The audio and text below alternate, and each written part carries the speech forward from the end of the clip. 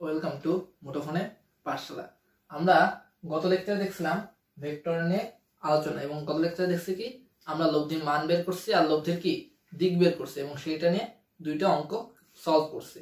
আশা করি তোমরা বাসায় কি করছো, এই দুটো অঙ্ক সলভ করছো। এবং আমি বলছিলাম আজকের ভিডিওতে আমি লব্ধির সর্বোচ্চ মান ও সর্বোচ্চ দিক নিয়ে আলোচনা করব, তারপর নদী নৌকার অঙ্ক নিয়ে আলোচনা করব, এবং উপাংশ ভেক্টর বিভাজন এগুলো নিয়ে বিস্তারিতভাবে আলোচনা করব। ঠিক আছে, তাহলে আজকে আমরা প্রথমে ক্লাসে চলে যাই এবং দেখি লব্ধির সর্বোচ্চ মান কিভাবে বের করতে হয়। তো আমরা তো জানি লব্ধির মান কি, r = √p² + q² + 2pq cos alpha. তাহলে r = কি √p² + q² + 2pq cos alpha. আচ্ছা, cos এর কোন মানটা সর্বোচ্চ কে বলতে পারবা? cos এর লিমিট হচ্ছে কি, দেখো তো, cos এর লিমিট হচ্ছে +1 থেকে -1 পর্যন্ত। যেটা হচ্ছে কি cos এর লিমিট, অর্থাৎ cos এর সর্বোচ্চ মান হতে হবে কি +1 এবং সর্বনিম্ন মান হতে পারবে কি -1। তাহলে cos θ অর্থাৎ আলফার মান কত হলে, আলফার মানটা কত হলে এটা +1 শো করবে, -1 শো করবে। ঠিক আছে, cos 0 ডিগ্রি উত্তর মধ্যে তোমরা সবাই জানো যে cos 0 ডিগ্রি, cos কি 0 ডিগ্রি। ঠিক আছে, তাহলে cos 0 ডিগ্রির মান কি হবে? cos 0 ডিগ্রির মান হচ্ছে +1। ওকে, তাহলে cos আলফা যখন 0, অর্থাৎ আলফা যখন 0 ডিগ্রি 0, তখন কি হবে বলতো? তখন হবে r = √p² + q² + 2pq, অর্থাৎ cos 0 ডিগ্রির মান কত 1। তাহলে cos 0 ডিগ্রি লিখলাম এখানে, শুধু 2pq লিখলাম। এটা দেখো, এটা কোন সূত্র দেখো তো, এটা কিন্তু আমাদের সেই চেনা পরিচিত নেদা বাচ্চাকালের ক্লাস 6 এর সূত্র। ঠিক আছে, বীজগণিত তোমরা পড়াশোনা করছো, a + b² সূত্র, a + a² + b² + 2ab এই সূত্রটা। ঠিক আছে, সো তাহলে তোমরা এই সূত্র সবাই জানো, এবং এই সূত্র যদি আমি লিখি কি হয় দেখো, p + q এর হোল স্কয়ার, অর্থাৎ p + q অর্থাৎ r ম্যাক্সিমাম, r max কি লেখা p + q। ঠিক আছে, স্কয়ারটা রুটে কাটাকাটিতে p + q। ঠিক আছে, তাহলে এটা কি বের হলো? এটা বের হলো লব্ধির সর্বোচ্চ মান, সর্বোচ্চ মান। এটা কি লব্ধির সর্বোচ্চ মান বের হলো। আমরা এখন বের করব লব্ধির সর্বনিম্ন মান। ঠিক আছে, তাহলে আমরা এখন দেখি লব্ধির সর্বনিম্ন মান। তাহলে তোমরা যারা, আবার বলতেছি, তোমরা যারা এখনো আমাদের কোর্সে ভর্তি হওনি তারা দ্রুত আমাদের কোর্সে ভর্তি হয়ে যাও। সায়েন্সের জন্য মাত্র 4000 টাকা, এবং 5 জনকে তোমার বন্ধু অ্যাডমিট করতে পারলে, তুমি তোমার 5 জন বন্ধুকে অ্যাডমিট করতে পারলে কোর্স ফি কত পড়বে বলো তো? 2500 টাকা। আর 10 জনকে পারলে তোমার জন্য তো এই কোর্সটা ফুল ফ্রিতে দেওয়া হবে।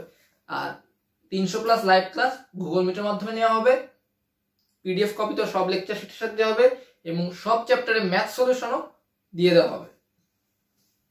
তাহলে আমরা এখন দেখি সর্বনিম্ন মান।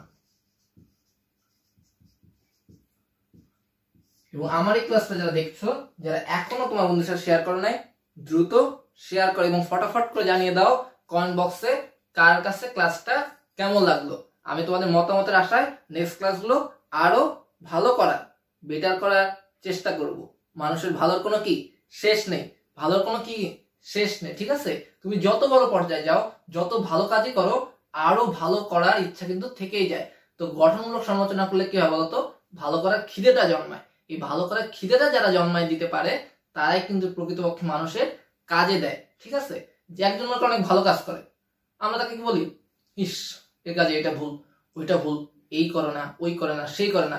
কিন্তু আমরা যদি তাকে ভালো করার জন্য উৎসাহিত করি এবং তার ভুলগুলোকে পজিটিভ ভাবে ব্যাখ্যা করি, তাহলে কিন্তু সে কি ভালো করতে আরো বেশি উৎসাহিত এবং ভালো করতে আরো কি উদ্বুদ্ধ হয়, যার ফলে সে কি করে তার কাজগুলো ডে বাই ডে ডেভেলপ করে। ঠিক আছে, তাহলে আমাদের মন মানসিকতা কি হওয়া উচিত?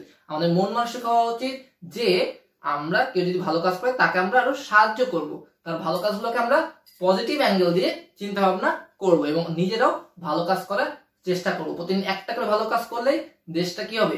সুন্দর হয়ে যাবে। তাহলে আমরা চেষ্টা করব প্রত্যেকদিন একটা করে ভালো কাজ করার এবং প্রত্যেকদিন মানুষের অন্তত উপকার করার।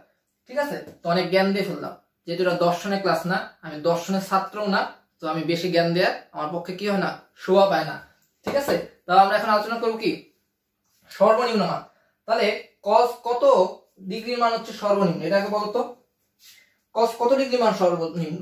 ঠিক আছে, কস কত ডিগ্রি মান সর্বনিম্ন, দেখো আমরা জানি কস 0 ডিগ্রি মান হচ্ছে +1 আর কস 180 ডিগ্রি মান হচ্ছে -1। অর্থাৎ আমি বলছিলাম যে কসের লিমিট কি +1 আর -1, অর্থাৎ এর মধ্যেই কস ঘোরাঘুরি করে। তার মধ্যে সর্বোচ্চ কোনটা +1 আর সর্বনিম্ন কোনটা -1, সর্বোচ্চ কোনটা +1, সর্বনিম্ন কোনটা -1। ঠিক আছে, খেয়াল থাকবে। ওকে, তাহলে দেখো যখন cos থিটা অর্থাৎ আলফার মান 180 ডিগ্রি, তাহলে কি হয় দেখো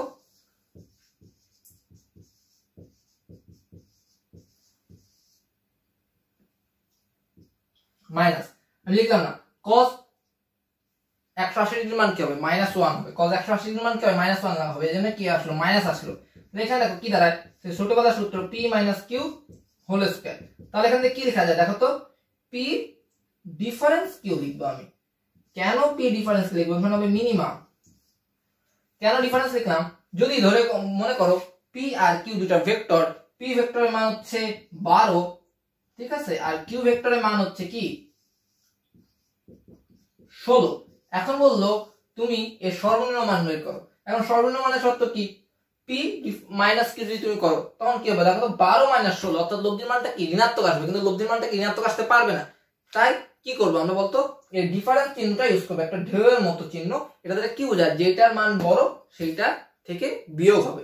ঠিক আছে, তাহলে এটা দ্বারা কি বোঝায়, এটা দ্বারা ডিফারেন্স বোঝায়। তাহলে আশা করি তোমরা এবার ভেক্টর সর্বোচ্চ মান ও সর্বনিম্ন মান সম্পর্কে কি সুস্পষ্ট ধারণা লাভ করছো।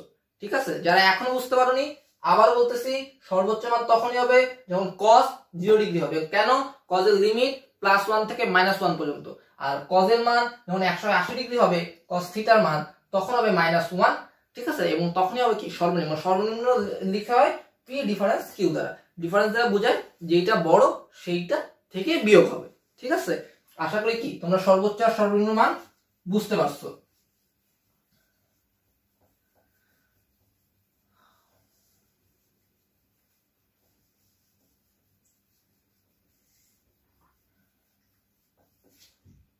তাহলে আমরা এখন আলোচনা করতে পারি কি বলতো, আমরা এখন নদী নৌকার একটা অঙ্ক নিয়ে আলোচনা করতে পারি তোমাদের সাথে, যে নদী নৌকার অঙ্কগুলো সাধারণত কেমন টাইপ হয়। ঠিক আছে, তা আমি যদি নদী নৌকার 1-2টা অঙ্ক তোমাদের সলভ করাই, সেটা যদি আমি একটু নদী নৌকার অঙ্ক বের করি, তাহলে দেখো কি দাঁড়ায়। যদি এমন একটা অঙ্ক হয় যে একটি নদীতে, এইটা মনে করো একটা নদী, এপার থেকে ওপার, এটা দূরত্ব হচ্ছে d, এদিকে হচ্ছে স্রোতের বেগ, এদিকে কি স্রোতের বেগ, আর এদিকে কি হবে নৌকা বেগ, নৌকা এপার থেকে ওপারে যাবে। এখন আমি তোমাকে বললাম নৌকাটি এই পয়েন্ট থেকে ঠিক অপর পারে পৌঁছাবে, সোজাসুজি পৌঁছাবে, এপার থেকে ঠিক অপর পারে সোজাসুজি পৌঁছাবে, এই পার থেকে ঠিক ওপারে যাবে। তাহলে নৌকাটার রাস্তা কি হবে, এইটা মানে নৌকাটার পৌঁছাতে হবে কি ঠিক এই বরাবর পৌঁছাতে হবে। ঠিক আছে, এই বরাবর নৌকাটাকে কি করতে হবে, পৌঁছাতে হবে যাত্রা শুরু করে। তাহলে এই বরাবর পৌঁছাতে হলে তার লক্ষ্য কোনটা, এইটা। তাহলে এইটা কি, এইটা কি বলতো, এটা হচ্ছে আর, এটা কি, এটা হচ্ছে কি আর। তাহলে আমি বলছি নৌকাটাকে এপার থেকে ওপারে যেতে গেলে কোন দিকে চালনা করতে হবে, কি বলছি কোন দিকে চালনা করতে হবে। এই টাইপের অঙ্ক কয়েকটা ভেরিয়েন্টে আসতে পারে।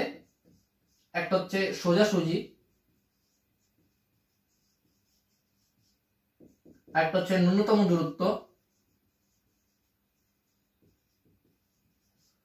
আরেকটা হচ্ছে সোজা অপর পারে।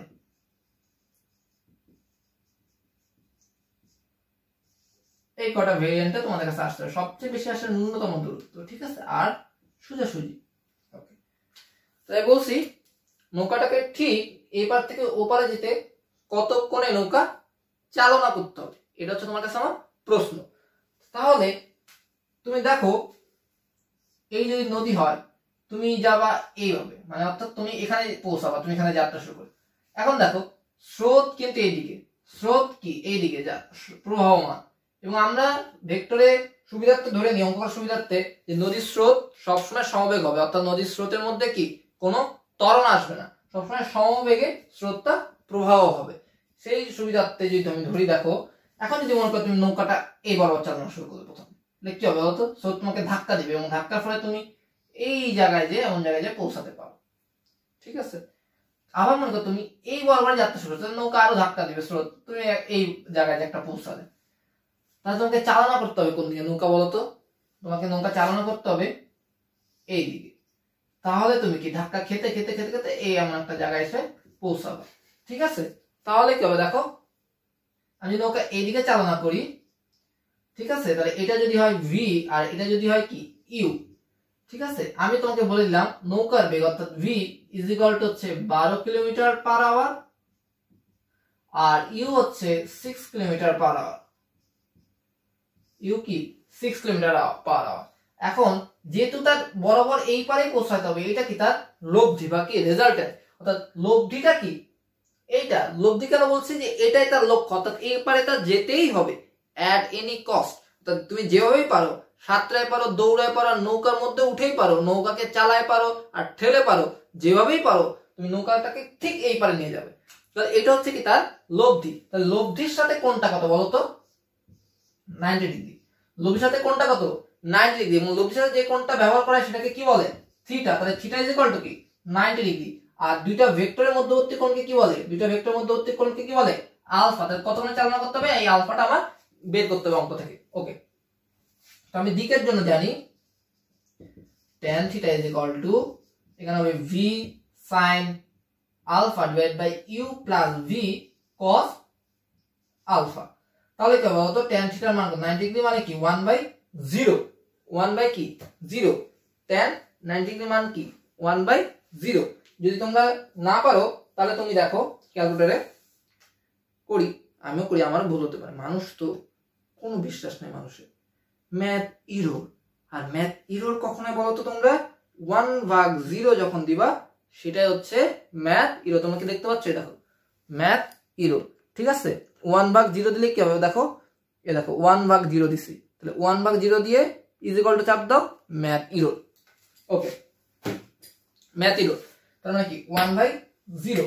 তাহলে আমি এখান থেকে লিখতে পারি v sin alpha u plus v cos alpha. তাহলে এটা 0 থাকতেছে কি দেখো তো, u plus v cos alpha is equal to কি 0, বা এই পাশে যদি লিখি বা v cos alpha minus u cos alpha is equal to minus u by v, আর আলফা ইজ ইকুয়াল টু হবে cos inverse minus u by v, আর u এর মানটা আমি কত বলছি দেখো 6, তাহলে এখানে কি লেখা যায় cos ইনভার্স u এর মান 6/12, এর উত্তর হবে 120 ডিগ্রি,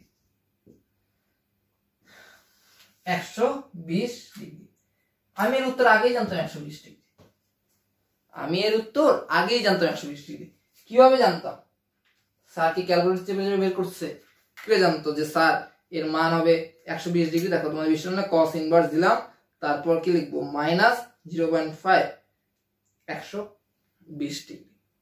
কত সুন্দর 120 ডিগ্রি কিভাবে পেলাম, প্রশ্ন হচ্ছে 120 ডিগ্রি আমি কিভাবে জানবো স্যার, এটা যদি অবজেক্টিভে দেয় এমন একটা বড় একটা অঙ্ক, এটার মান 120 ডিগ্রি, এটা কিভাবে জানবো, সিম্পল বিষয়। যদি স্রোতের বেগের মানটা মানের দ্বিগুণ মান যদি নৌকার বেগ হয়, স্রোতের বেগের দ্বিগুণ মান যদি নৌকার বেগ হয়, অর্থাৎ স্রোতের বেগ ইজ ইকুয়াল টু 2 ইন্টু স্রোতের বেগ ইজ ইকুয়াল টু কি হবে বলতো নৌকার বেগ, অর্থাৎ স্রোতের বেগকে 2 দ্বারা গুণ করে যদি নৌকার বেগটা পাওয়া যায়, তো দ্বিগুণ হয় স্রোতের বেগের কি হয়, যদি দ্বিগুণ হয় নৌকার বেগ তখন কি হবে বলতো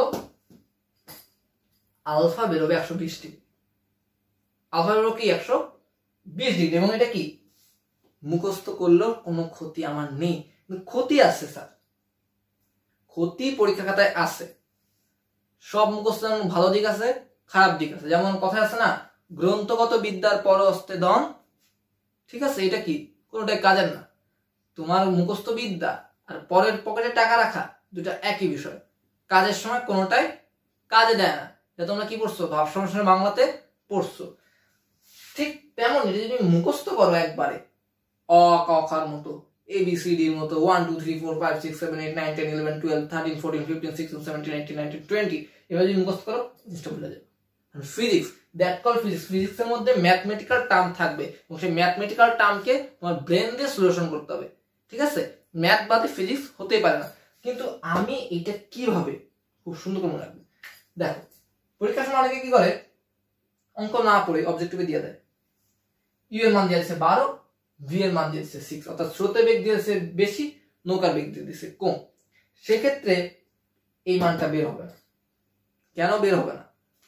কজের লিমিট হচ্ছে +1 থেকে -1, ঠিক আছে। কজের লিমিট কি +1 থেকে কি -1, অর্থাৎ এই জায়গার মানটা যদি -1 বা +1 থেকে বড় হয় তখন কিন্তু এটা এক্সিট করবে না, অর্থাৎ সেই রেজাল্টটা দিবে না। তুমি বাসায় বসে সারা দিন cos ইনভার্স দাও, -2 হবে না, -3 হবে না, +2 3 +4 5 6 7 8 কোনোটাই সে কাউন্ট করবে না। কারণ কি, কজের মান হচ্ছে +1 থেকে -1, অর্থাৎ উপরেরটা যদি ছোট থাকে এবং নিচেরটা যদি বড় থাকে তাহলে কি এই মানটা সে দিতে পারে, নতুবা সে কি দিতে পারবে না। তাহলে এটা কি একটা নদী নৌকার বেসিক অঙ্ক কাজ, এবং এটা কিন্তু সবসময় বেশিরভাগ অনেক জায়গায় আসে, ন্যূনতম দূরত্ব সোজাসুজি আর অপর পারে পৌঁছানো। এবং এখান থেকে আরেকটা অঙ্ক তোমাকে দিতে পারে, সেটা হচ্ছে কি বলতো, সেটা দিতে পারে যে নৌকার বেগ কত। তোমাকে কি দিতে পারে, নৌকার বেগ কত, এবং নৌকার বেগের জন্য একটা সূত্র আছে, নৌকার বেগের জন্য কি আছে, একটা সূত্র আছে, এবং সেই সূত্র যদি তোমরা মনে রাখো তাহলে তোমরা 1 মিনিটের মধ্যে অঙ্কটা সলভ করে দিতে পারবে, ঠিক আছে। এবং সেটা হচ্ছে r v sin আলফা। নৌকার লব্ধি বেগের সূত্র হচ্ছে r কি v sin আলফা, অর্থাৎ এখানে v এর মান 12, sin আলফা, আলফার মান কত বেরিয়েছে বলতো, আলফার মান বেরিয়েছে 120 ডিগ্রি। অর্থাৎ আমি যদি দিই 12 ইনটু sin 120 ডিগ্রি কত আসে দেখো, 6√3 বা 10.39 কিলোমিটার/আওয়ার। এটা হচ্ছে তোমার কি বেরোবে, নৌকার লব্ধি বেগ। তাই নৌকার লব্ধি বেগের সূত্র আমি কি বলছি দেখো, r v sin আলফা। এটা হচ্ছে কি নৌকার লব্ধি বেগ, নৌকার কি, নৌকার হচ্ছে লব্ধি বেগ, নৌকার লব্ধি বেগ কি r v sin আলফা, ঠিক আছে। তাহলে আমরা নৌকা সম্পর্কে একটা মোটামুটি ধারণা পাইছি। এর আরো ডিপ লেভেল অঙ্ক আছে, এর একবারে ডিপ লেভেলের কি আছে অঙ্ক আছে, এবং সেই অঙ্কগুলো কি আমরা আস্তে আস্তে সলভ করার চেষ্টা করব, ঠিক আছে। তো একটা বেসিক অঙ্ক দিয়ে শুরু করি, এরপর আমরা আস্তে আস্তে সলভ করার চেষ্টা করব। এরপরে আমরা পড়বো এখন যে জিনিসটা নিয়ে, সেটা বেশি গুরুত্বপূর্ণ, সেটা হচ্ছে কি তোমার ভেক্টর বিভাজন বা উপাংশ নিয়ে আমরা একটু আলোচনা করব। তাহলে দেখো ভেক্টর বিভাজন বা ভেক্টর উপাংশ নিয়ে যদি আমরা আলোচনা করি, তোমরা সবাই নড়েচড়ে বসো, ঠিক আছে, মেরুদণ্ডটা সোজা রাখো, কারণ এই টপিকটা কিন্তু খুবই ইম্পর্টেন্ট একটা বিষয়। ভেক্টরে এই টপিকটাই কিন্তু খুবই একটা ইম্পর্টেন্ট একটা বিষয়। সো সবাই একটু কি করবা, নড়ে চড়ে বসো, ঠিক আছে। যার গাটা ঝিমঝিম ঝরছে পাটা দুইটা ঝাঁকা দাও আর মেরুদণ্ড সোজা রেখে বসো। আবার বলতেছি, যারা এখনো আমাদের কোর্সগুলো নাওনি, আমাদের সায়েন্সের কোর্স নাওনি, তারা দ্রুত রেজিস্ট্রেশন করো এবং তোমার বন্ধুদের সাথে শেয়ার করে জানিয়ে দাও বিষয়টি। কারণ 5 জনকে অ্যাডমিট করতে পারলে তুমি পেয়ে যাচ্ছ 1500 টাকা ক্যাশব্যাক। তাই দেরি না করে আমাদের পোস্টটা দ্রুত শেয়ার করে, এবং যারা শেয়ার করছো তারা নিচে লিখো শেয়ার ডান ভাইয়া। শেয়ার করলে কি হবে, আমাদের একটা এক্সক্লুসিভ পিডিএফ তোমার কাছে দিয়ে দেওয়া হবে। তো আমাদের কি করবা, যে আমরা পোস্টটা করছি ক্যাম্পেইন 50% সাকসেস কোর্স, সেই কোর্সটা সবাই দ্রুত এই মুহূর্তেই ফোনে বসে কি করো, শেয়ার করে এবং কমেন্ট লিখে দাও ডান ভাইয়া, আর কমেন্টে কার কেমন লাগছে ক্লাস সেটা জানিয়ে দাও, ঠিক আছে। ওকে, তো আমরা এখন দেখব ভেক্টর বিভাজন। তো ভেক্টর বিভাজনটা কি, এটা যদি তোমাদের একটু বলি যে ভেক্টর বিভাজনটা কি? তাহলে দেখো ভেক্টর বিভাজন হচ্ছে একটি ভেক্টর রাশিকে দুই বা ততোধিক ভেক্টরে রাশিতে বিভক্ত করার পদ্ধতি হচ্ছে ভেক্টর বিভাজন। অর্থাৎ একটা ভেক্টর রাশিকে দুই বা ততোধিক রাশিতে বিভক্ত করার পদ্ধতিকে কি বলে? ভেক্টর বিভাজন। এবং এই ভেক্টর বিভাজনের মধ্যে যে অংশগুলো থাকে, তাকে বলা হয় ভেক্টর উপাংশ। অর্থাৎ একটি ভেক্টরকে যতগুলো রাশিতে ভাগ করা যাবে তাকে কি বলা হবে? ভেক্টর বিভাজন। আর ভেক্টর বিভাজনের অংশগুলোকে বলা হবে কি? ভেক্টরের উপাংশ। ওকে, এটা লিখলাম আমি টপিক, ভেক্টর বিভাজন। ঠিক আছে, ভেক্টর কি লিখলাম? ভেক্টর বিভাজন লিখলাম। আচ্ছা, তো আমি একটা প্রথমে বেসিক সামান্তরিক আঁকি।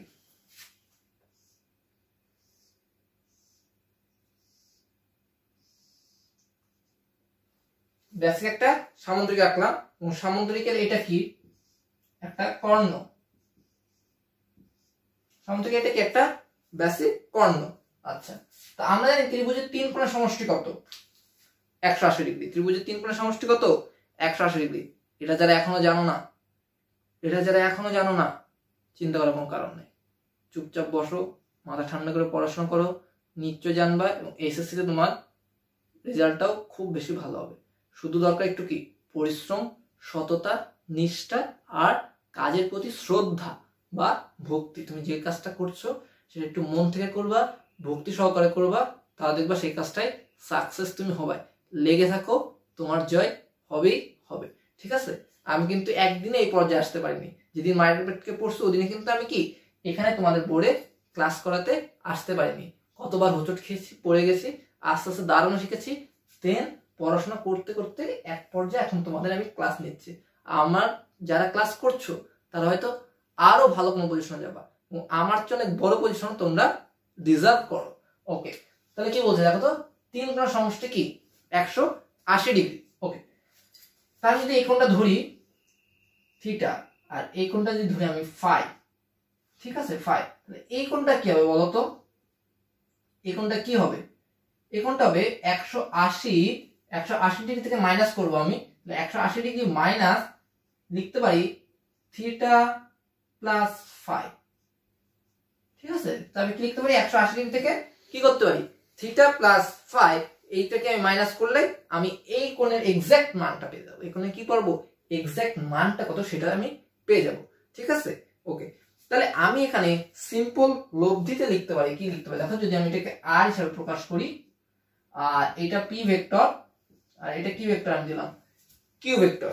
এটা কি দিলাম? পি আর কিউ ভেক্টর। আমি দেখো এখানে দিতে পারি r is equal to p plus q। এটা আমি সিম্পল লিখতে পারি, r is equal to কি? p plus q। এখন p আর q এর মান কত? এখন p ভেক্টর ও q এর মান দেখছো, বাইরে এখন হুইসেল দিতেছে। এখন রাত কয়টা বাজে? এখন বাজে রাত ভোর 4টা, রাত শেষ, তাই ভোর 4টা বাজতেছে। এই সময় আমরা কি করতেছি? তোমাদের জন্য এই সময় আমরা ভিডিও শুট করতেছি। আমরা এই সময় এই ক্লাসগুলা নিতেছি যাতে তোমরা কি হও? উপকৃত হও। সকালবেলায় জ্ঞানজাম থাকে, আমরা ব্যস্ত থাকি, ভার্সিটি থাকে, সো এখন এই যে আমরা ক্লাস নিতেছি তোমাদের কি হয়? উপকার হয়। তোমরা ভিডিওগুলো দেখবে মনোযোগ সহকারে এবং কমেন্ট বক্সে তোমার বন্ধুদের সাথে মেনশন করবে এবং আমাদের কোন ভিডিওটা কত ভালো লাগলো সেটা আমাদের কমেন্ট বক্সে জানিয়ে দেবে। এবং অবশ্যই ভিডিওগুলো কি করবা? শেয়ার করে আমাদের চ্যানেলটা সাবস্ক্রাইব করে রাখবা। ওকে, তাহলে দেখো মান, তো দেখো পি ভেক্টরের মান কোনটা? ওই না আমি আগে বলছি একটা ভেক্টরের মান কি? তার এই বাহুটাই। ঠিক আছে, ওই কি করে? পি ভেক্টরের মান নির্দেশ করে। দ্যাটস মিন কিউ ভেক্টরের মানও কি নির্দেশ করে? এবি নির্দেশ করে। ঠিক আছে, বা ওসি নির্দেশ করে। বিপরীতভাবে কি? ওসি নির্দেশ, কারণ সামান্তরিকের বাহুগুলো কি হয়? পরস্পর সমান। তাহলে আমি এখানে লিখতে পারি দেখো পি ভেক্টরের মান ও ইজ ইকুয়াল টু পি আর OC is equal to AB is equal to কি? কিউ। মান আমি বের করে ফেললাম। ঠিক আছে, মান বের করার পর এখন আমরা একটা সূত্র অ্যাপ্লাই করবো এখানে। এই সূত্রটাও যারা না জানো তাদের কোনো চিন্তা নেই, তোমাদের ত্রিকোণমিতিক যে স্যার সে এই সূত্রটা তোমাদের কি করবে, ব্যাখ্যা করে দিবে। যারা যারা বুঝো তারা অবশ্যই কমেন্ট বক্সে বলে দিবে যে আমি স্যার এই অঙ্কের এই সূত্রটা বুঝতে পারছি। আর যারা বুঝো না তারা অবশ্যই জিজ্ঞেস করবে স্যার এই সূত্রটা আমাদের আরেকবার বুঝে দিবেন। তাহলে কি হবে, আমি ত্রিকোণমিতিক যে স্যার পড়াবে ত্রিকোণমিতি তাকে আমি বলে দিব যে এই সূত্রটা নিয়ে একটু আলোচনা করতে তোমাদের মধ্যে। ওকে, তাহলে এখন আমি লিখব ত্রিভুজ ও এ বি, ত্রিভুজ ও এ বি, এই ত্রিভুজের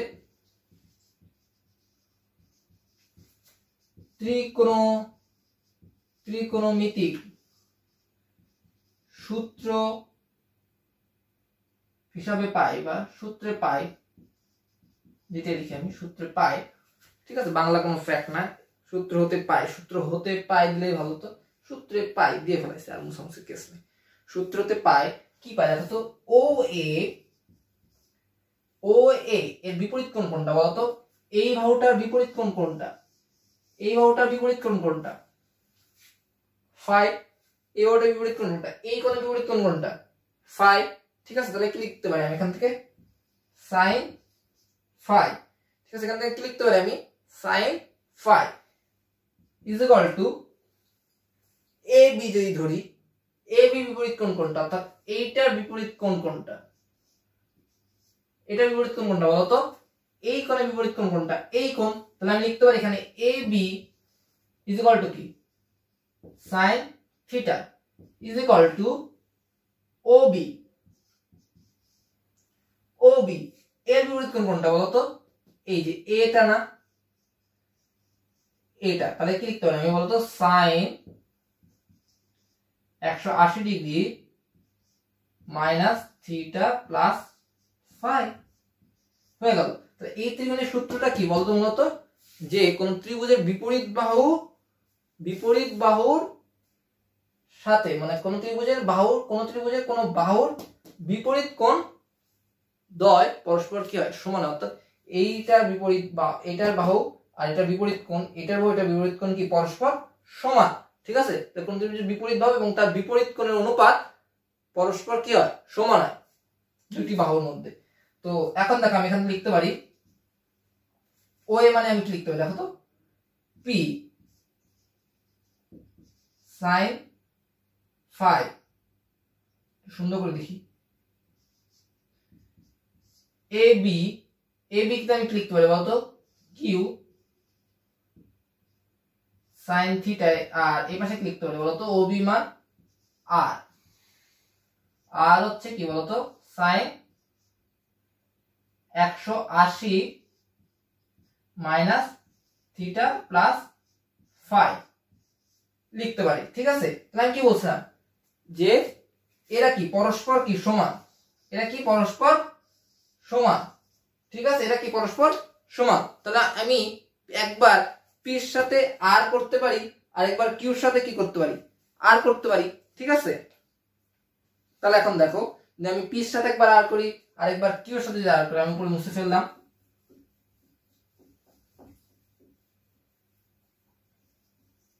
আমার শুধু নিচের লাইনটা থাকলে হবে। ঠিক আছে, তাহলে এখন দেখো আমি যদি পির সাথে একবার আর করি, আরেকবার কিউর সাথে আর করব, দেখো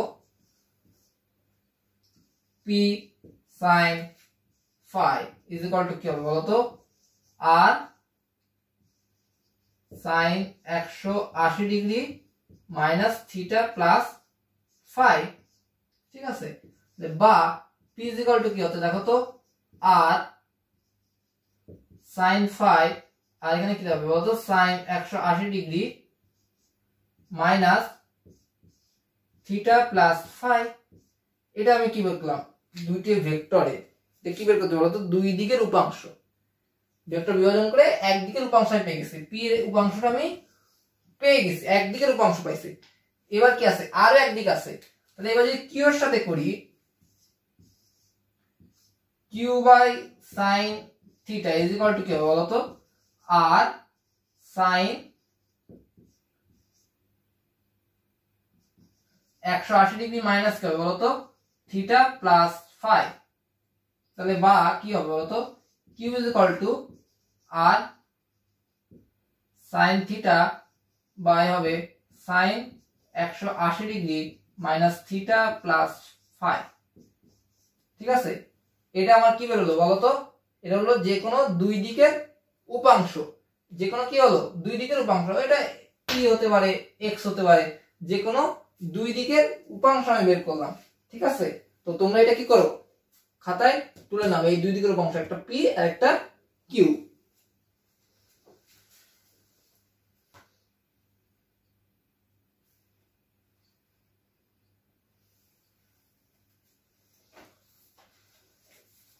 আচ্ছা, তো তোমরা এটা হয়তো তোলা শেষ। এখন আমরা দেখব এর উপাংশ। আমি যেটা আলোচনা করছি, বলছি যে লম্ব উপাংশ একটা, অনুভূমিক উপাংশ একটা, এবং মানে কি একটা লম্বের দিকে উপাংশ থাকবে আর একটা কি থাকবে? অনুভূমিক দিকে উপাংশ থাকবে। এতক্ষণ আমরা দেখলাম ভেক্টর যদি বিভাজন করা এর দুদিকের দিক কি হবে, এই দুদিকের উপাংশ কি হবে সেটা, দুই দিক। এবার আমরা কি স্পেসিফিক ভাবে একটা হচ্ছে লম্ব উপাংশ আর একটা বলবো কি উপাংশ?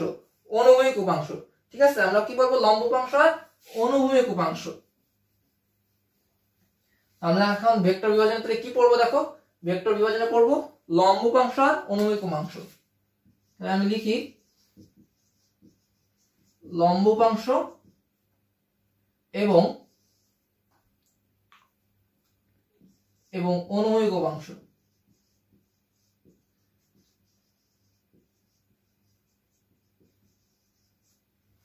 লম্ব উপাংশ আর কি অনুভূমিক উপাংশ নিয়ে আমরা আলোচনা করব। তা আমি যদি সিম্পল একটা চিন্তা করো, একটা আয়তক্ষেত্র আঁকলাম। সিম্পল একটা কি আঁকলাম? আয়তক্ষেত্র আঁকলাম। এটা আমি মান দিলাম ও এ আর দিলাম মনে করে পাশে দিলাম বি সি। এটা হচ্ছে কিউ ভেক্টর, তাহলে এটাও কিউ ভেক্টর, আর এটা হচ্ছে পি ভেক্টর, আর এটা হচ্ছে কি আর, এটা কি আর। ঠিক আছে, তাহলে লব্ধির সাথে যে কোন উৎপন্ন হয় সেটাকে কি বলে? থিটা। তাহলে লব্ধির সাথে যে কোন উৎপন্ন হয় সেটাকে কি বলে? থিটা বলে। ঠিক আছে, তাহলে ঠিক সেম ভাবে আমি এখানে লিখতে পারি r is equal to p plus q। r is equal to কি? p plus q। তো এখানে আমি মানগুলো এই আগের মতো লিখতে পারি, o এর মান p R oc R ab is equal to সমান q। ঠিক আছে, এটা আমরা কি তোমাদের যেমন ভেক্টর বিভাজন দেখাইছি, এখানে আমরা ঠিক সেম কাজটা করতে পারি। এখন ত্রিভুজ OAB যদি আমি ক্যালকুলেশন করি, ত্রিভুজ কি OAB, যেহেতু এখানে কোণ উৎপন্ন, এখানে কোণ উৎপন্ন, লব্ধির সাথে কোণ উৎপন্ন, তাহলে কি ত্রিভুজ OAB, এটা যদি আমরা অ্যাপ্লাই করি ত্রিভুজ OAB, ত্রিভুজ OAB যদি অ্যাপ্লাই করি ত্রিভুজ OAB এ কি হবে দেখো তো? cos θ কি হবে? cos θ কি লেখা যাবে দেখো তো? কবরে ভূত আছে, তাই না? তাহলে OA কি হবে? OB হবে। OA বাই কি হবে? OB হবে। তাহলে বা কি লেখা যায় দেখো তো? লেখা যায় না OA মানে কি P, এটা কি R। তাহলে বা আমি বলতে পারি P is equal to R cos θ। P is equal to কি? R cos θ। এবং আরেকটা যদি বের করি sin θ is equal to, সাগরে লবণ আছে, যেখানে কোনটা লবণ বলতো? AB, আছে কি OB মানে অতিভুজ। তাহলে এখানে কি লেখা যায় দেখো তো? Q বাই কি R, বা এখানে আমি বলতে পারি Q is equal to R sin θ। Q is equal to কি? R sin θ। এখন এটা তো আমরা কি পেলাম? ব্যাখ্যাটা পেয়ে গেলাম। ঠিক আছে, ব্যাখ্যাটা পেলাম, কিন্তু এর আরেকটা ব্যাখ্যা আছে। আমরা তো উপাংশটা বের করা শিখলাম, কিন্তু এর আরেকটা ব্যাখ্যা আছে। এটাকে কিন্তু বলে উপাংশ। এই যে এটা একটা উপাংশ, এটা একটা উপাংশ, এবং এটাকে বলে অনুভূমিক উপাংশ, আর এটাকে কি বলে? উলম্ব উপাংশ। সাইন যেখানে সেখানে উলম্ব উপাংশ, আর এটাকে কি বলে? অনুভূমিক উপাংশ। এখন কেন স্যার এইটা অনুভূমিক উপাংশ?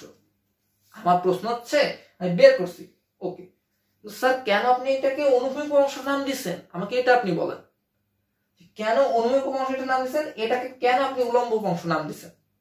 দ্যাটস, এটা কিন্তু খুবই একটা ইন্টারেস্টিং প্রশ্ন, খুবই একটা মজাদার প্রশ্ন। ঠিক আছে, যে কেন আপনি cos θ কে বলছেন অনুভূমিক উপাংশ, আর কেন sin θ কে বলছেন অনুভূমিক, আর কেন cos θ অনুভূমিক উপাংশ? ঠিক আছে, তো আমরা জানি cos 0 ডিগ্রির মান কত? cos 0 ডিগ্রির মান কত? 1। আর sin 90 ডিগ্রির মান কত? 1। অর্থাৎ ভেক্টর যদি ভূমি বরাবর থাকে, অর্থাৎ ভেক্টর যদি ভূমি বরাবর থাকে সেই কোণে 0 ডিগ্রি হয়, তখন cos ক্যালকুলেশনে আসে এবং cos এর তখন মান হয় 1।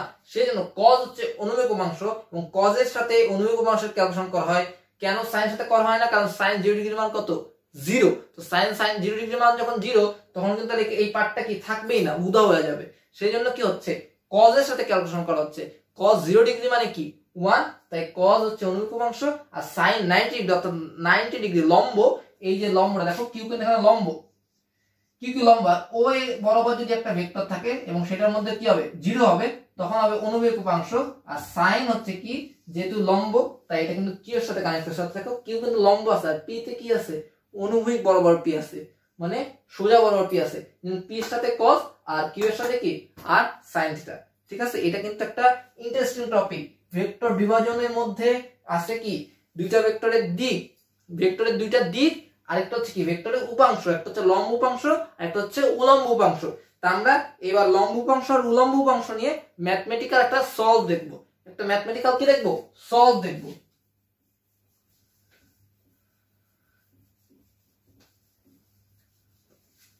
এবং এই সলভগুলো কিন্তু তোমাদের ভার্সিটি পরীক্ষায় বা ইঞ্জিনিয়ারিং পরীক্ষায় এই সলভগুলো কিন্তু খুব বেশি ম্যাটার করে, এই সলভগুলো কিন্তু খুব বেশি আসে। ঠিক আছে, খুব ট্রিকি টাইপ প্রশ্ন হয়, অবজেক্টিভে দেয় আঁকা বাঁকা প্রশ্ন, তোমরা দেখে মনে করো কি কি কঠিন টাইপ ম্যাথ দিছে, এটা তো আমরা পারবো না। ঠিক আছে, সো এই টাইপের একটা কিছু ম্যাথ আমরা কি করি, সলভ করি। এখন তো মনে করো ইস্ট, ওয়েস্ট, নর্থ আর সাউথ। ঠিক আছে, ইস্ট ওয়েস্ট নর্থ সাউথ, এটা হচ্ছে একটা দিক, চারটা দিক।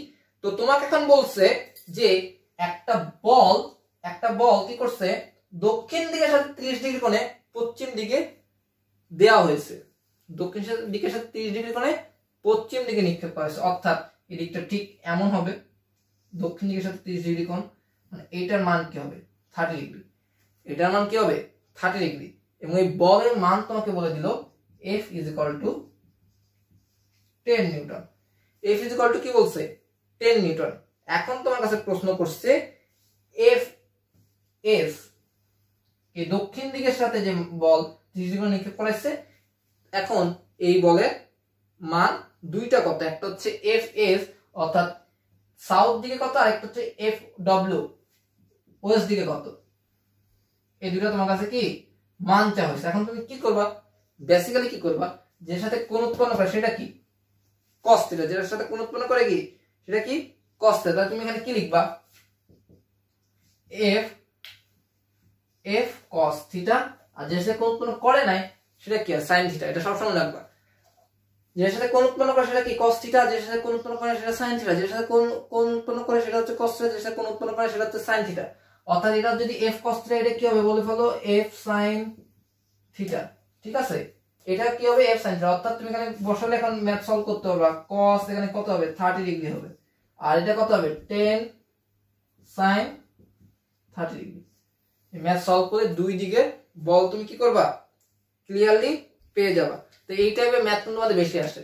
ঠিক আছে, এমন একটা চিত্র দেয়, দিয়ে বলে FS এর দিকে বল কত আর FW এর দিকে বল কত, তোমরা এখন তো দ্বিধায় পড়ে যাও, হ্যাঁ এম কিভাবে সলভ করবো, দুই দিকে কেমন বল টার্ন করবে, কোনো টার্নিং সিস্টেম নাই। যেটার সাথে কোণ উৎপন্ন হচ্ছে সেটার সাথে cos থিটা, যেটা কোণ উৎপন্ন হয়নি সেটার সাথে কি হবে sin থিটা। ঠিক আছে, এখন আমরা আরেকটা ইন্টারেস্টিং ম্যাথ নিয়ে আলোচনা করব। আমরা একটা কি করব, ইন্টারেস্টিং ম্যাথ নিয়ে আলোচনা করব। সেটা কি, সেটা হচ্ছে বৃষ্টির ম্যাথ। মানে বৃষ্টি কি, বৃষ্টি আবার কিন্তু একটা মেন নাম না। ঠিক আছে, বৃষ্টি কিন্তু একটা মেন নাম না, বৃষ্টি আর ছাতা এই দুই টাইপের একটা ম্যাথ করব। ঠিক আছে, মনে করো তুমি বৃষ্টির দিনে এবার ছাতা ধরে হাঁটতেছো, বৃষ্টির দিনে কি করতেছো ছাতা ধরে হাঁটতেছো। ছোটবেলায় কি করছো, বাবা মা ছাতা তোমার মাথার উপর ধরছে, তুমি হাঁটছো, বাবা মা তোমার সাথে সাথে হাঁটছে। কিন্তু এখন কি করছো, তুমি বড় হয়েছো, নিজের ছাতা নিজে ধরা শিখছো, নিজের সাথে নিজে ধরা শিখলে বিপদ বেঁধে গেছে, একটা কি হয়েছে বিপদ বেঁধে গেছে। বিপদটা কি বলতো, বিপদটা হচ্ছে তুমি যখন হাঁটতেছো, তুমি যখন ছাতাটা ধরে হাঁটতেছো, বৃষ্টিতে উপর থেকে খাড়া ভাবে তোমার দিকে পড়তেছে, বৃষ্টি কি হচ্ছে খাড়া ভাবে তোমার দিকে উপর থেকে পড়তেছে।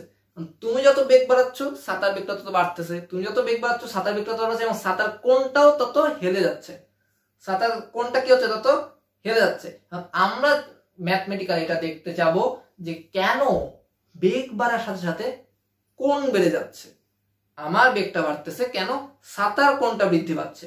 আমি এই জিনিসটা নিয়ে এখন আলোচনা করবো। তাহলে আমাদের এখন নেক্সট টপিক হচ্ছে বৃষ্টি ও ছাতা।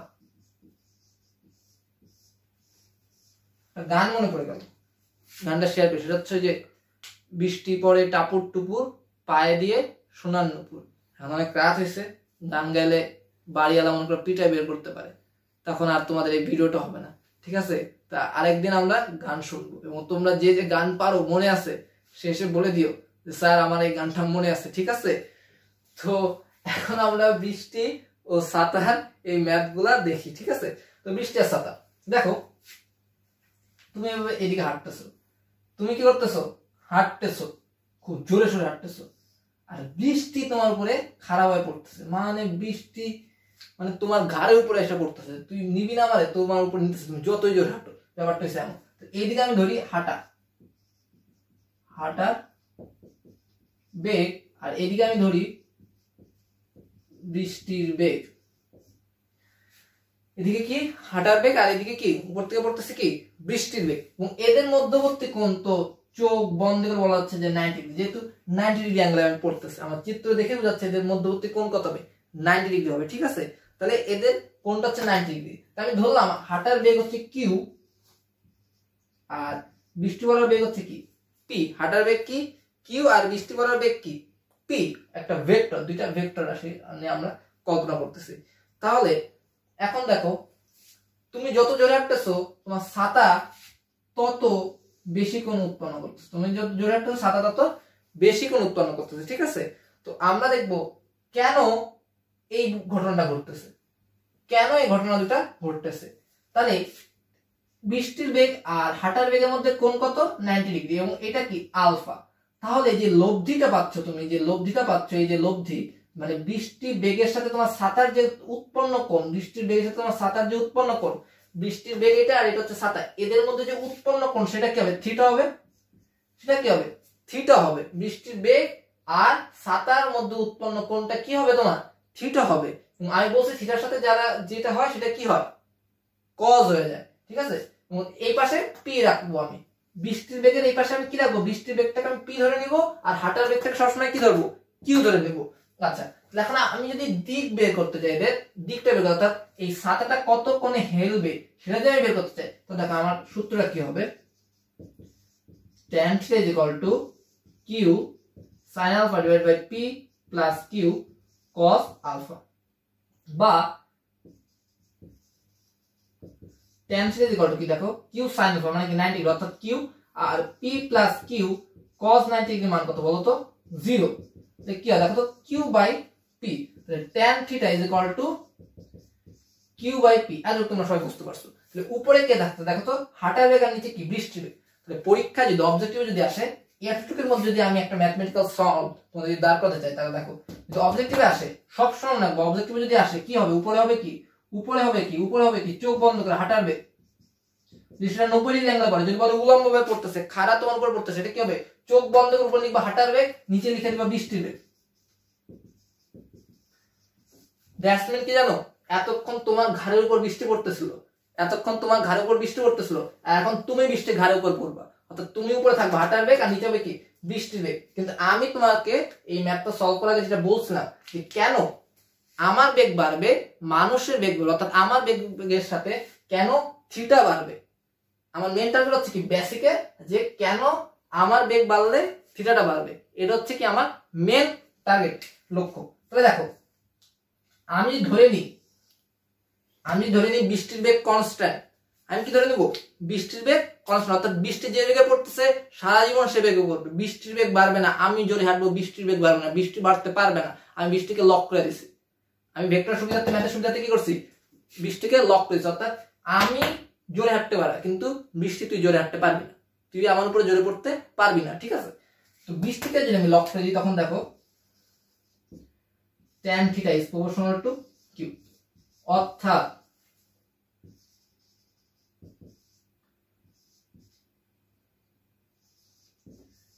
এই কিউ মানে কি লিখছিলাম আমি, হাঁটার বেগ। চমৎকার একটা প্রশ্ন, দেখো আমার লজিক প্রমাণ হয়ে গেছে। আমি যদি 20টিকে কনস্ট্যান্ট ধরি তাহলে আমি জোরে হাঁটলে আমার ছাতার কোণটাও কি করতে হবে, 20টির সাথে বেশি কোণ উৎপন্ন করতে হবে। এটা কিন্তু খুবই ইম্পর্টেন্ট একটা টপিক। কারণ হচ্ছে কি, তোমার অবজেক্টিভে যখন আসে বলবে কেন বৃষ্টির সাথে কোন নিচের কোনটির কারণে বৃষ্টির সাথে হাঁটার যে মানে হাঁটার সাথে কেন বৃষ্টির সাথে ছাতার কোণটা বেশি হতে হবে, ঠিক আছে, মানে হাঁটার বেগের সাথে কেন কোণটা বৃদ্ধি পায় নিচের কোনটির কারণে। tan theta is proportional to q, tan theta proportional to p বা tan theta q by p, এমন তোমাকে কি দিবে, কিছু টার্ম দিবে। তুমি যদি ক্যালকুলেশন না করতে পারো, ম্যাথমেটিক্যাল যদি তুমি না বুঝো তাহলে কিন্তু পারবে না। এবং এটা কিন্তু কোনো সময় মুখস্থ রাখার বিষয় না। কারণ আমি তোমাকে এখানে p বলছিলাম, যদি এখানে q বলতো আর এখানে যদি p বলতো তাহলে কিন্তু এটার মানটা চেঞ্জ হতো, ঠিক আছে, এটার মানটা কি হতো, চেঞ্জ হতো। তুমি যে q মানে বলে দিবা এটা না। কিন্তু হ্যাঁ, পরীক্ষাতে যদি সলভ করতে যাও তাহলে সবসময় বৃষ্টির বেগটাকে p ধরে নিবা, তাহলে তোমার কি হবে, এই সূত্রের কাঠামোটা সেম থাকবে, এটাকে তোমার চেঞ্জ করতে হবে না। মানে তুমি ওই যে পড়ছো এক বেলা যে এইভাবে ভাত খাবো, তুমি এইভাবে ভাত খাবো, মানে উপরে কিউ সাইন আলফা, নিচে লিখবা P plus Q cos alpha.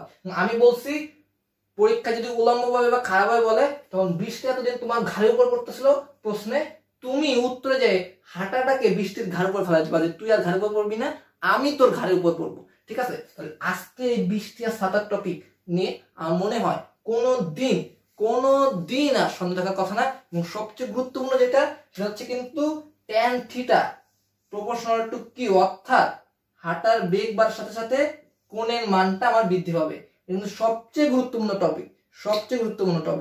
So বৃষ্টি ও ছাতার অঙ্ক আর উপাংশ এই নিয়ে তোমাদের আশা করি আর কোনো প্রশ্ন থাকার কথা না। নদী নৌকা নিয়ে আলোচনা করছি, নদী নৌকার বেসিকটা আলোচনা হয়েছে। ডিপে আমরা আরো যাব, ডিপের আরো আমাদের অঙ্ক আছে, সেই বিষয় নিয়ে আমরা আলোচনা করব। ততক্ষণ কি করবা, মোটন বার্সার সাথে থাকবা এবং আমাদের ভিডিওগুলো বেশি বেশি দেখবে এবং শেয়ার করো অবশ্যই। এই টপিক কিন্তু খুব ইন্টারেস্টিং, এই ভিডিওগুলো শেয়ার করলে কি হবে, তোমার ফ্রেন্ডরা খুব উপকৃত হবে এবং ভার্সিটি পরীক্ষায়, অ্যাডমিশন পরীক্ষায়, ইঞ্জিনিয়ারিং পরীক্ষায় বুয়েট কুয়েটে তোমরা অনেকবার এগিয়ে থাকবা। আর সবাই আমাদের কোশ্চেন নিবা, আশা করি তোমাদের এখনই সব বন্ধুদের সাথে তোমরা শেয়ার করে ফেলেছো। আর যারা শেয়ার করনি তারা দ্রুত শেয়ার করো। ততক্ষণ ভালো থাকো, সুস্থ থাকো, আর অবশ্যই বাইরে গেলে মাস্ক পরতে ভুলবা না, ঠিক আছে। সবাইকে আজকের মতো ক্লাসে এখানে ধন্যবাদ।